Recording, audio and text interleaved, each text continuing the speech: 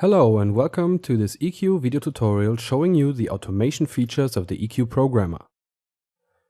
As we have created quite a lot of content inside of the cue lists down here, I would now like to show you how easy it is to automate them with the automation trigger engine. Inside of the trigger list, you will always find a trigger and an action, where the trigger is the if case and the action that should be executed. You can easily add a trigger by clicking onto the Add Trigger button. Inside of the Trigger tab, you can define the if case. So you'll find an on, which is the event, like an action pad event, which can be a button press on an action pad, a cue list and its status, like it's stopped, played or idle. You can execute an action every second. You can react on failure unit, button presses. You can do hourly events and actions with minutes and seconds. You can execute things on initialization or on label, as well as reacting on MIDI control changes, MIDI note on, MIDI note off, and MIDI program changes. The peer event trigger makes it possible to receive incoming messages from other programmer softwares inside the same network, and then execute an action. The periodic function makes it possible to execute actions on certain days, daily, Monday to Friday, or only on Saturday and Sundays, also together with hours and minutes that can be defined.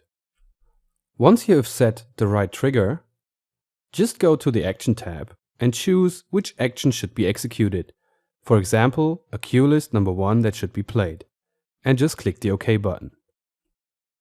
Inside of a trigger, you can also make them valid from and to a certain date, and you can also fill in a comment to make it more easy to identify which program should be running on which date. It is also possible to activate or deactivate triggers directly in a trigger list by double-clicking onto the green dot, so you will get a red cross if they are deactivated.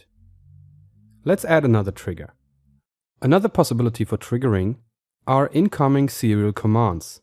So just choose the serial port that you would like to receive the command from and set the values A and B. The sunrise timer trigger makes it possible to not only use the day, but also the sunrise event that you would like to use for automation. In addition, you can also set an offset in minutes.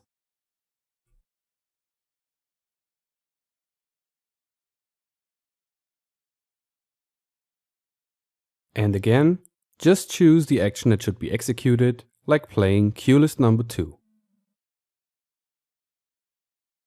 Another kind of trigger that is used a lot of times for incoming messages is the terminal event. The terminal event is used whenever you would like to automate key presses from an ECOM, the IQ terminal software, the Connect EIB KNX, or any other software or hardware that is able to send EQ send key messages UDP packets. And once again, just choose the action, and that's it.